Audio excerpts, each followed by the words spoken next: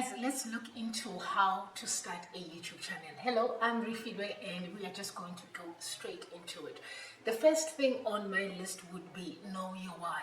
Have that goal in mind is to say why you are starting a YouTube channel. It's different reasons for different folks. You know, some of us are in here to preserve the memories that we have for a legacy for our generations to come.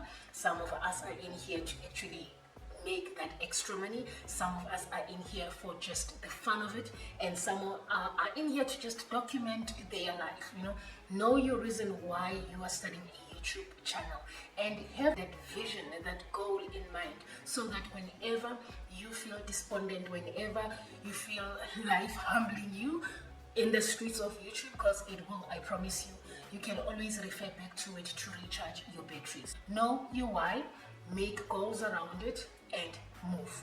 With that move, I would say the next thing, which is number 2 on my list, would be start. Start with whatever you have, wherever you are. There is a YouTube video that I made about 4 years ago on how to start a YouTube channel, and every time I look back to that video, I actually just laugh at myself. There was so much that was going on in that video, but then here I am today. I am still at it, and for the mere fact that I actually started, it gave me the courage to find myself where I am today, just continuing and doing this and hoping to give value to others out there.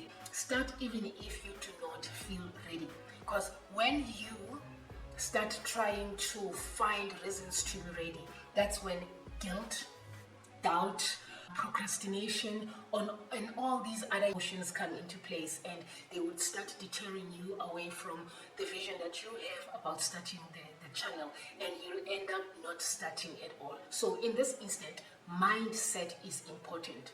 So you need to just be aware that the longer it takes for you to start, the more reasons you are going to give yourself not to start. So go ahead, start. Then the third on my list is expect to fail. By expect to fail in this instant, I mean things such as your first upload might not be the greatest upload ever. You might not get the number of views that you anticipated when you started. Chances are you might suck at editing, and you won't be able to find that synergy between you and your recordings and the style that you want to bring up and put across. But then the idea is, if you anticipate that these are things that you are going to go through in order for you to finally get to where you would say, I am fluent enough to be doing this thing. If you anticipate these things, it makes it easier for you when anything goes wrong. You go like, you know what, it's something that I should have, or it's something that I anticipated along the way. The fourth one after expect to fail, it would be upload anyways. You know, the nice thing about YouTube is that it has guidelines. As long as you stick to the guidelines that you find on the YouTube policies, and you just know what is it that you can do, what is it that you can't do, you should be good. The idea now is to just upload whatever it is that you feel like you want to put out there as your content on YouTube. The fifth point that I'm going to, someone might say, I don't have ideas. What is it that I can do? I'm stuck. I want to start this content creation thing, but then I don't know what to do.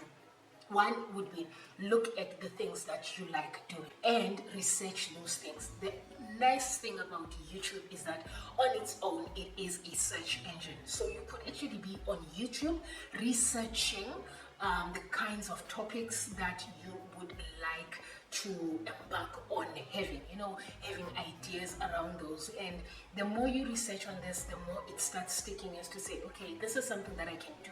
I don't like doing that, and out of that you formulate what it is that you think would move. But then ideally it needs to be things that you are comfortable with, things that you like doing, so that you don't exert yourself to such a point whereby you get demotivated while you are busy trying to find a way around the YouTube streets. Because child, I promise you, moving around the YouTube streets at times could really be something that humbles you. Then number 6 is, once you are on the roll, you start uploading and you start creating content and you're coming back to put up another video and another video. What I find happens with most of us, I myself can attest to this, is you start getting fixated on the numbers. Every 2 seconds you're like looking at the video as to say, did it get views? Did it get views? Did somebody subscribe? And you find yourself getting fixated on this. The idea here is, even though it's something that we cannot run away from, it is a human condition to want to find that validation. Is try your level best to forget the numbers. The numbers would come along the way. Stop fretting about how many people have watched this, how many people have watched this, even though it is, honestly, I do not want to lie to you, it is very hard, because we are wired to actually get kicks from the dopamine that we get from, the high you receive from the validation that you get out there. So even though I'm saying forget the numbers, and I know very well that it is quite difficult, just have it at the back of your head that don't let what you are doing be driven by finding or trying to accumulate these numbers, because the more you do of that and you don't reach those target numbers, it would be very disheartening, and it might actually make you feel somehow demotivated, and it would start hampering your journey on this whole YouTube process. Then this one is a little bit hard for me, but then however, I'm just gonna go in there and just say it, which is number 7, and it's more on finding the theme for your channel. Most people call it having a niche. I'm still not quite clear as to say exactly what is a niche, because I honestly believe that each and every one of us, even though we might have a lot of things that we do similar in a particular niche, there'd always be something that is different about you that sets you apart in that niche itself. So what do you mean when you say find a niche? It's quite debatable, but then however, you need to almost find the things that you can group together that makes a theme for your channel that would somehow work together in order to help you with coming up with ideas on what to post. Because for instance, if you sort of like don't have a niche, and one day you're posting this, the next day you're posting that, the third day you're posting that, it almost gets people confused as to say, what exactly are we in this channel, or are we on this channel for? Unless you are extraordinary in such a way that whatever it is that you come up with, it just lights everyone else that is around you and be like, yes, we want to be here. And if that's the kind of person that you are, kudos to you. Please do let us know how you get to do that.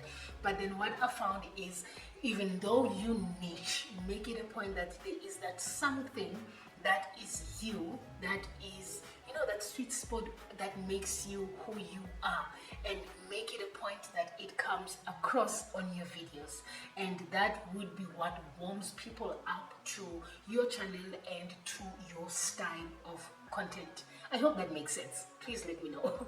Number 8, which is around editing and recording. Now, not all of us are producers of content in such a way that we can sit down and edit and have this perfectly scripted content that you can just sit and record and everything is flawless. These are things that some of us or you would have to learn along the way. The recording, it's not so much of a big deal unless you don't know how to press the record button, but then in that instant, go on to the YouTube streets and start learning that. You need to also just bear in mind that the recording process itself and the editing of your videos would be something that you need to be mindful of and study that, And if you are like, I'm not an editing person, you can always outsource such, outsource such to people who are editors. And here's the funny thing, I don't know if this only happens with me, but then I'm very much interested in knowing, especially from those that live with teenagers around. For some reason, I find that editing is quite easy for the people that are in the age group of teenagers and your early 20s and all of that, it almost seems as if it just comes naturally to them to be able to just take a recording and start editing it in such a way that it is almost professional, and I would also maybe attest that to the fact that it's this era of life that we are in that makes it easy for them to just be able to just do that. I don't know, you let me know. With that comes the number 9 on my list, of which would be thumbnail, tags and titles for your videos. At times this can actually be daunting because you want to have a thumbnail, a title and tags that are catchy enough so that it almost catches the fire of the algorithm on YouTube.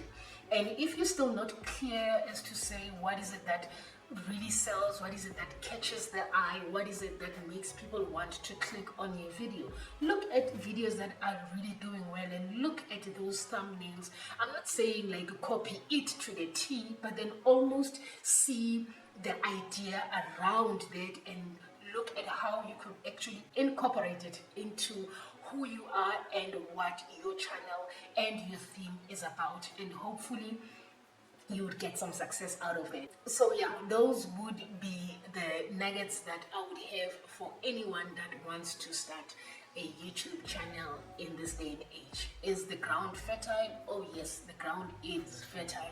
I mean, there is always somebody for someone out there. There would be people that you would upload your content and they would just love your content, So look into understanding your why you are doing this, and start, just start. Expect to fail, upload anyways. Find ideas. If you don't know what is it that you want to actually embark on, find ideas, especially on YouTube. Forget the numbers. They are very much misleading. They might dishearten you. Create or find your niche, learn editing and recording, and also just learn how your style of thumbnailing, titling and putting tags in your description works. And I hope these have helped you somehow and you have found some value.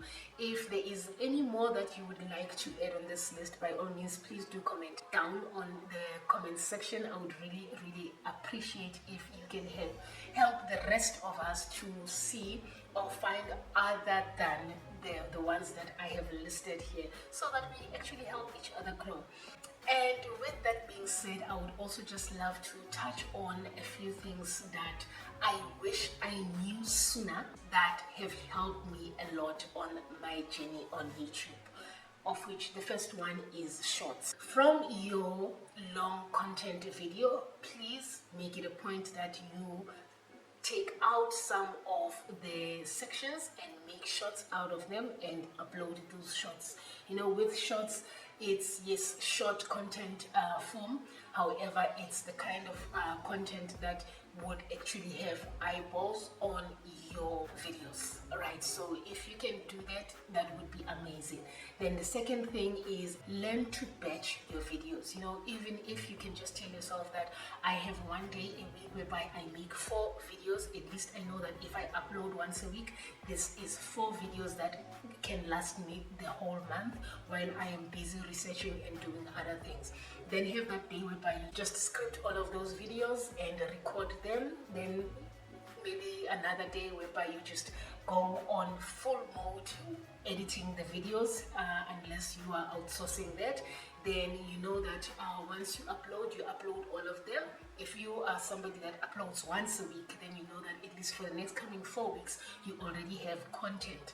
Then whilst that is readily available for you, there you can almost work in advance so that you don't get yourself to a point whereby you burn out. I remember there was a point in my life whereby I knew that I wanted to upload every Friday, and instead of batching my videos, what I would do is come Thursday, I'll be so frantic because I wanted to record, and you would almost see that it was a video that was rushed and there wasn't too much thought put into it, and you also run the risk of actually skimping on value when you do that, because once you do a rush job, you tend to neglect some of the things that you could have possibly been able to mitigate. Then do your level best to give value. At the end of the day, we are all here in the streets of YouTube. Why do I keep saying streets of YouTube? In any case, we are all here on YouTube to learn something somehow. Do your level best to give value. Consistency is key. Coming back to that batching of videos, consistency is key. And while you are at it, please don't forget to have fun. Have as much fun as you can. If any of this information has somehow boosted you and made you feel like, okay, this is something that you can do, by all means, please do give it a shout out in the comment section.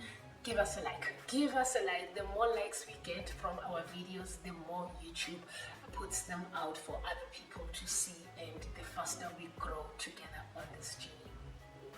And with that, I will see you on my next upload. Mwah.